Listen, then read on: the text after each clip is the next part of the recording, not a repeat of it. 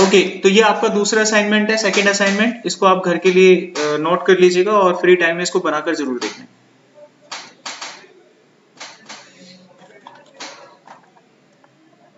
अच्छा, इसके बाद हम वापस आते हैं अपने एक्सेल के ऊपर। इसमें हम सीखेंगे merge and unmerge the cell. Cell को कैसे मर्ज करते हैं और अनमर्ज करते हैं। बहुत ही सिंपल होता है। मर्ज के लिए मर्ज लगाना है, अनमर्ज के लिए अनमर्ज लगाना है। सामने देखिएगा, आप यहाँ पर देख सकते हैं कि मेरे पास एक कॉम्बिनेशन ऑफ रेंज है A1 से D1 तक। मैं उन सबको मर्ज करना चाहता हूँ, तो सिंपल आपको मर्ज लगाना है। अगर आप इसी डाटा रेंज को बाद में अनमर्ज करना चाहते हैं तो आपको अनमर्ज लिखना है और कुछ नहीं करना है। तो जो भी सेल या जो भी शीट आपकी एक्टिवेट होगी वो उसके ऊपर इसे परफॉर्म कर देगा। चलिए लगा के देखते हैं। ये हमने ओपन किया सेल और ये मैक्रो का कोड। इंसर्ट पे जाते हैं और एक अगेन मॉड्यूल क्रिएट करते हैं और मैं यहाँ पर एक नई शीट क्रिएट कर लेता हूँ। तो जो शीट मेरी ओपन होगी वो उसके ऊपर काम करेगा, because I am not using etcetera this workbook etcetera. मैं सीधा रेंज लिखूंगा। अब यहाँ पर आप देख सकते हैं A से लेके D तक का ये सारा डाटा मैं मर्ज करना चाहता हूँ। Got it. तो यहाँ पर हम एक मैक्रो बना लेते हैं। मैक्रो को एक नाम देते हैं सिंपली और इस रेंज को उठाते हैं डायरेक्ट। रेंज जो है हमारे पास A1 से लेकर D1 तक का मौजूद है और हम इसको कर देंगे मर्ज। बाद में अगर आपको अनमर्ज करना है तो इसको भी चेक कर लीजिएगा। साथ के साथ A1 से D1 तक का डाटा हमने लिया वापस और इसको हमने कर दिया अनमर्ज। अब इस कोड को स्टेप बाय स्टेप हम एग्जीक्यूट करेंगे और उसके लिए आपको पता है क्या करना होता है, F8 प्रेस करना होता है। So simply I am pressing F8। तो सबसे पहले ये कोड फायर होगा येलो कलर का और ये आपके पूरे सेल्स को मर्ज कर देगा। ये कहाँ चला गया? एक मिनट वेट कीजिएगा। ये दूसरे मॉड्यूल पे क्यों गया है? इसको क्लोज करो, स्टॉप करो और अपने मॉड्यूल पे वापस जाओ। कंट्रोल R दबाओ। यहाँ पर मॉड्यूल होंगे, जितने भी कोड आपने बनाए होंगे अपने उस मॉड्यूल को खोलो। M1 आ गया। अब इसको एग्जीक्यूट करता हूँ मैं। एग्जीक्यूट हो चुका है ये कोड। अब मैं इसको थोड़ा साइड में लेता हूँ, स्टेप बाय स्टेप एग्जीक्यूट करता हूँ। पॉइंटर को यहाँ रखा मैंने, ये पूरा एग्जीक्यूट हुआ। इसका मतलब क्या है कि मर्ज होकर अनमर्ज हो चुका है वापस से। मैं इसको स्टेप बाय स्टेप फायर करूंगा। उसके लिए मैं फिर से F8 दबाता हूँ। ये चला इस पे। अब देखते हैं ये वापस जा रहा है कि नहीं आ रहा है। अब ठीक है ना, देखो मर्ज हो गया। And now again if I click on it ये अनमर्ज हो गया। तो वो जो पहले गया होगा ना, इसका मतलब क्या होगा पता है? हो सकता है हमारा पॉइंटर उस फंक्शन के ऊपर टिका हो। पॉइंटर भी तो होता है कहां पर आपका वो फोकस कर रहा है, तो उस फंक्शन के ऊपर होगा। जैसे ही हमने F8 दबाया ना, वो उस फंक्शन को एग्जीक्यूट करने लगा। तो ये प्रॉब्लम आया होगा। बाकी मर्ज एंड मर्ज हमने सीख लिया है, ठीक है। जैसे ही कुछ चीजें पूरी होंगी फिर मैं आपको एक चीज दूंगा इसमें बनाने के लिए। ओके, आगे देखिए नेक्स्ट पॉइंट। अगले में हम सीखेंगे कॉलम के ऊपर काम करना। किसी भी सेल में जब आप कोई डाटा डालते हैं तो वो कॉलम के अंदर जाता है, कुछ भी आप डालते हैं। तो यहाँ पर देख सकते हैं एक पर्टिकुलर रेंज मैंने लिया है A1 से A5 तक और उस पूरे कॉलम में मैंने एक डाटा फीड कर दिया है। कुछ भी हो सकता है वो। यहाँ पर भी एक कॉलम में हमने एक डाटा फीड कर दिया है। अब हमें कॉलम की विड्थ को एडजस्ट करना है। डाटा छोटा भी हो सकता है, देखो ये छोटा है और ये बड़ा है, दिख रहा है? ये डाटा छोटा है तो ये डाटा बड़ा है। हम क्या चाहते हैं कि यार कॉलम की विड्थ को बढ़ाते हैं ना आप पकड़ के, हम उसको प्रॉपर्टी से बढ़ाएंगे। तो आप एक प्रॉपर्टी कॉल करेंगे कॉलम्स और यहाँ पर यूज करेंगे कॉलम विड्थ। जो भी साइज आप उसको देंगे वो उस कॉलम की विड्थ को बढ़ाना स्टार्ट कर देगा। एक बार देख लेते हैं इसको। हमारे पास ये एक्सेल ओपन हुआ और यहाँ पर हम बगल में लेते हैं कोड। इंसर्ट पे जाते हैं, एक मॉड्यूल क्रिएट कर लेते हैं। अब यहाँ पर मैं पहले से कुछ डेटा लिख देता हूँ, जैसे कि ये हेडिंग्स है, नेम हो गया, एज हो गया और यहाँ पर डेजिग्नेशन हो गया। अब मैं इनकी कॉलम को अपने हिसाब से एडजस्ट करना चाहता हूँ। तो मैं चाहता हूँ कि एज वाला कॉलम थोड़ा छोटा हो जाए। तो हम क्या करते हैं, यहाँ पर एक मैक्रो क्रिएट करते हैं। सब मैक्रो का नाम दे दिया हमने।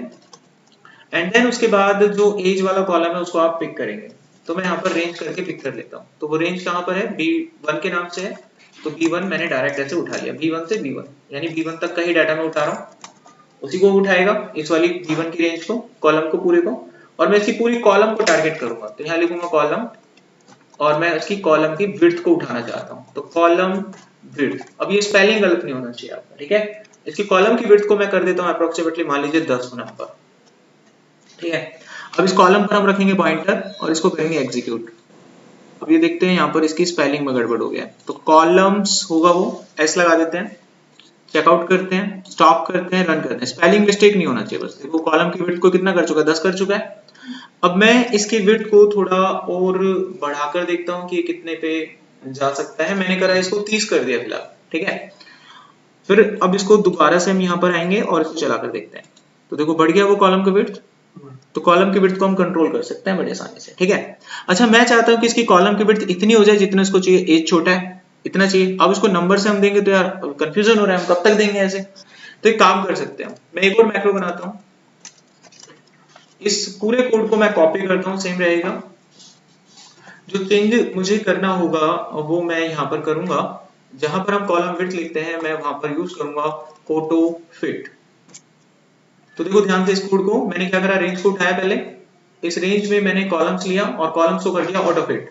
तो जब हम कॉलम्स को ऑटो फिट करते हैं तो ऑटोमेटिकली वो वही डेटा उठाता है जितनी उस कॉलम को जरूरत है। पॉइंटर को यहाँ पे रखेंगे एंड एग्जीक्यूट। तो देखिए जितनी उसको जरूरत थी उतना ही लिया। अब मान लीजिए इसमें एक सेल काफी बड़ा है, लेट सपोज एज डाल दिया, ऐसे कुछ डाल दिया आपने, अब मर्जी थी आपने डाल दिया। अब देखते हैं किसके हिसाब से काम करता है, पहले के हिसाब से कि लास्ट के हिसाब से, ठीक है, क्योंकि है तो इसी कॉलम का पार्ट ना ये। तो मैंने इस मैक्रो को सिलेक्ट किया और एग्जीक्यूट किया, तो पहले के हिसाब से ही काम कर रहा है क्योंकि मैंने रेंज B1 दी हुई है, तो B1 को टारगेट कर रहा है। अब मैं चलता हूं पूरी रेंज को, B को पूरे को टारगेट करता हूं, तो मैंने यहाँ पर B को टारगेट कर दिया, मैंने कोई सेल वेल नहीं बताया उसको, मैंने पूरा B बताया। आया समझ में अब? तो ये चीज बताना जरूरी थी ताकि आप कंफ्यूज ना हो। तो B1 के हिसाब से चला। अब आपको देखना था पूरे कॉलम में कोई भी डाटा कभी भी बड़ा आ सकता है, तो आप पूरी कॉलम को टारगेट करें, तो वहां स्पेसिफिक सेल का नंबर ना लिखें। हो गया, यहाँ तक समझ में आ गया? अच्छा, इसी तरीके से आप किसी भी सेल की हाइट पे काम कर सकते हैं। ये जो सेल दिख रहा है इसको हाइट बोलते हैं, दिस वन, ये देखो ये हाइट होती है। अब किसी भी सेल की हाइट पे आपको काम करना है, पर्टिकुलर पे करना है तो आप B1 B2 ऐसे लेकर चलें, पूरे पे करना है तो आप नंबर यूज करें, लाइक 1 2, पूरी रेंज पे काम करें। तो अभी मैं फिलहाल क्या करता हूँ, एक मैक्रो बनाता हूँ और इसकी हाइट को कम ज्यादा करके देखते हैं। M4 बनाया, यहाँ पर हमने रेंज उठाया और मैं यहाँ पर लिख लेता हूँ A1 का डाटा। तो A1 के हिसाब से डाटा पे काम करेगा, इसकी रेंज के हिसाब से करेगा। बाकी कम ज्यादा होगा तो ये चलेगा तो पूरे पे ही, लेकिन इसके हिसाब से ही काम करेगा। मैंने लिख दिया रेंज A1 और मैं यहाँ लिखता हूँ रोज, और इसके बाद हम डॉट लगा के लिखते हैं रो हाइट। रो हाइट में मैं एक नंबर डाल देता हूँ, लेट सपोज 10। अब चेक करते हैं रो हाइट ये किस तरीके से बिहेव करता है। पॉइंटर को यहाँ रखा, एंटर किया, तो इसने रो की हाइट 10 कर दी, उसी के हिसाब से सारे डाटा को ले गया। तो मैं यहाँ पर इसकी हाइट को बढ़ा के फिलहाल 20 करता हूँ, चेक करता हूँ कुछ ठीक हुआ कि नहीं। एंड अगेन, अब ये ज्यादा हो गया मुझे लग रहा है, 30 करता हूँ तो ज्यादा हो गया, ठीक है। मैं चाहता हूँ जितना मुझे चाहिए ऑटो फिट कर देंगे हम, इसको कॉपी करते हैं और यहाँ पर इसको डाल देते हैं। मैक्रो का नाम बदल के करते हैं M5 और मैं इसे करना चाहूंगा ऑटो फिट, तो इसकी जरूरत हमें नहीं पड़ेगी, इसको हम हटाते हैं और डॉट लगा के आप करेंगे ऑटो फिट और एंटर करेंगे and then execute. Auto fit हो गया। तो यहाँ पर आपने मर्ज सीखा, कॉलम विड्थ पे काम करना सीखा, एंड अगेन नेक्स्ट पॉइंट पे जाते हैं। ये हो गया आपका auto fit column. Row height आपने देखा, हाइट की रो को ऑटो फिट करना सीखा। नेक्स्ट आते हैं इंसर्ट रो। रो को कैसे इंसर्ट करना है आपको पूरी शीट में। कभी भी कोई टेबल पे काम कर रहे हो और अचानक से आपको लगे कि ये डाटा मेरे पास है और मेरे को एक मैक्रो क्रिएट करना है कि कोई भी एक्सटर्नल रो ऐड हो जाए अपने आप से और उसमें डाटा एंटर होना चालू हो जाए ऑटोमेटिकली। इसकी जरूरत कब पड़ेगी, एक शीट पे आप डाटा बना रहे हैं और दूसरी शीट पे कोई डाटा आ रहा है और आप चाहते हैं कि उस पहली शीट में दूसरी शीट से डाटा उठ के आए। अब डाटा उठ के आएगा तो आपको रो इंसर्ट करना पड़ेगा, हो सकता है दूसरी या तीसरी रो में आपको डालना पड़ेगा कभी भी, तो वो आपको डालना पड़ेगा, तो रो इंसर्ट करना पड़ेगा। अब यहाँ पर देखो दो तरीके से रो इंसर्ट हो रहे हैं। यहाँ पर मैंने पर्टिकुलर रेंज को टारगेट किया A3 को, A3 वो अपने आप पहचानेगा कौन सा रो है, थर्ड ही रो होगा ना obviously, A1 A2 A3 third row होगा ना, तो वो एक पूरा रो उसके ऊपर इंसर्ट कर देगा। अब मैं डायरेक्ट, यार मेरे को नहीं पता A3 A4, मैं डायरेक्ट 4 नंबर सेल को टारगेट करता हूँ, तो मैंने 4 लिखा यहाँ पर, तो 4 नंबर रो को टारगेट करेगा और वहां पर एक पूरा एंटायर रो इंसर्ट करके आपको देगा। ट्राई करो।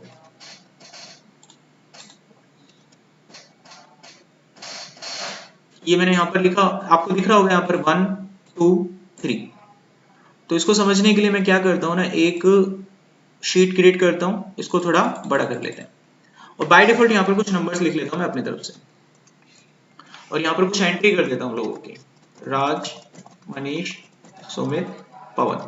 अब मैं इसके बीच में एक एंट्री करना चाहता था तो मेरे को रो नहीं रह गई। अब रो इंसर्ट करना है मुझे with the help of coding, मैं एक मॉड्यूल क्रिएट करूंगा, ठीक है। और जैसे सुमित है, सुमित और मनीष के बीच में कुछ रो डालना है, तो थर्ड नंबर सेलेक्ट करके उसके ऊपर एक रो इंसर्ट करूंगा मैं।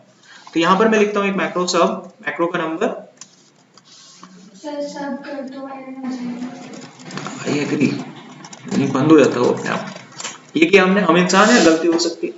अच्छा, इसके बाद मैंने लिखा रेंज। अब मैंने रेंज में यहाँ पर डाल दिया थर्ड, क्योंकि मैं थर्ड को टारगेट कर रहा हूँ, ठीक है। डॉट लगाया, क्या लिखते थे यहाँ पर, एंटायर, बोलो ना, हाँ, एंटायर रो। क्या करना है इसको, इंसर्ट, हो गया काम। अब मैंने यहाँ पे पॉइंटर रखा सिंपली और एग्जीक्यूट मारा, हो गया इंसर्ट। ऐसे ही आप कॉलम भी तो कर सकते हैं। मान लीजिए मेरे को इसके बीच में एक कॉलम डालना था, that is the roll number. क्या करता है, एक मैक्रो और बनाता हूँ, सब मैक्रो नंबर 9,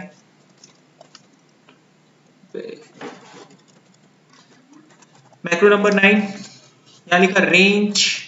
अब रेंज में किसको टारगेट करूं, मैं बी के बीच में देना चाहता हूं, ए और बी के बीच में, तो जो भी मैं दूंगा उसके लेफ्ट हैंड साइड पे आएगा, तो मैं बी को टारगेट करता हूं, पूरा कॉलम बी टारगेट हुआ। यहाँ लिखा एंटायर कॉलम, यहाँ पे मैंने लिखा एंटायर कॉलम, ठीक है, और एंटायर कॉलम लिखने के बाद इंसर्ट कर दिया। अब यहाँ पे रखा पॉइंटर एंड चला दिया कोड, शाबाश। अभी देखता हूँ कुछ बच रहा होगा, देन उसके बाद एक असाइनमेंट, टाइम देखना 19। अच्छा डिलीट हो देख लो, लगे यार, डिलीट में भी कुछ नहीं है खास। नाउ आ जाते हैं वापस सेल पे। ओके, ये मैंने खाली खाली रो कॉलम डाल दिया ना, अब यार जरूरत है नहीं, डिलीट मारो इसको, मैं डिलीट करता हूँ। सो मैंने लिखा सब मैक्रो का नंबर, हो गया, मैं लिखा रेंज, मैं थर्ड नंबर रो को डिलीट करूंगा, दिस वन को, ठीक है। तो थर्ड नंबर रो को डिलीट करने के लिए मैं वही लिखूंगा 3 कॉलम 3 एंड डॉट करके, ये क्या बोलते हैं इसको, एंटायर रो बोलते हैं ना, entire row and then delete only, हो गया काम। चलो इसको चला ही लेते हैं, पॉइंटर को रखा, एग्जीक्यूट किया, डिलीट हो गया। कॉलम को डिलीट मारते हैं, सब मैक्रो 11 रेंज, रेंज रहेगी बी वाली, और मैं यहां लिखूंगा एंटायर कॉलम डिलीट। एग्जीक्यूट करते हैं इसको, शॉर्टकट की F5 होता है वैसे, ये देखिए वो भी हट गया, ठीक है। अच्छा अब मैं जो अभी देखता हूँ कुछ और तो नहीं बच रहा, इसको भी देख ले। अच्छा देखो, ये फॉर्मेट वगैरह हटाने के काम आता है। किसी भी सेल में कोई फॉर्मेट होता है यार, सीधा लिखना है क्लियर फॉर्मेट।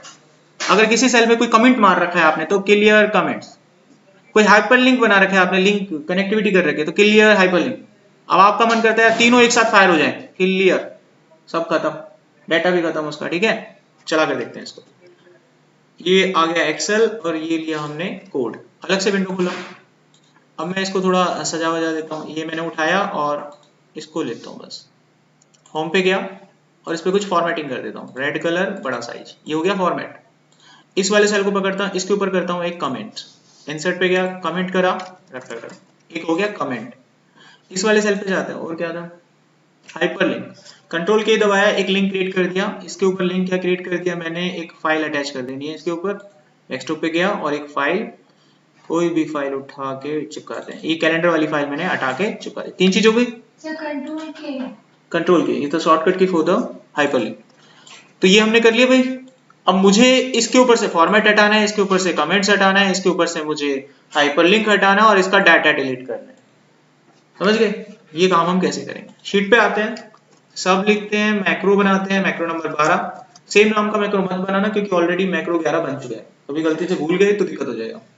अब मैंने यहाँ पर लिखना है, सबसे पहले उस रेंज को टारगेट करेंगे, रेंज कौन सा है हमारा, B1, और B1 में मुझे क्या चिपकाना है, मैं एक करके भी लिख सकता हूँ, एक से ज्यादा देते हैं तो ऐसे लिखते हैं, बट मोर प्रोफेशनली जो कोड होता है ना, हमेशा ऐसे लिखा जाता है, भले वो एक ही क्यों ना हो, रेंज में हमेशा ऐसे 2 में लिखा जाता है, एक करके भी चलता है, इसमें कोई दिक्कत नहीं है, ठीक है।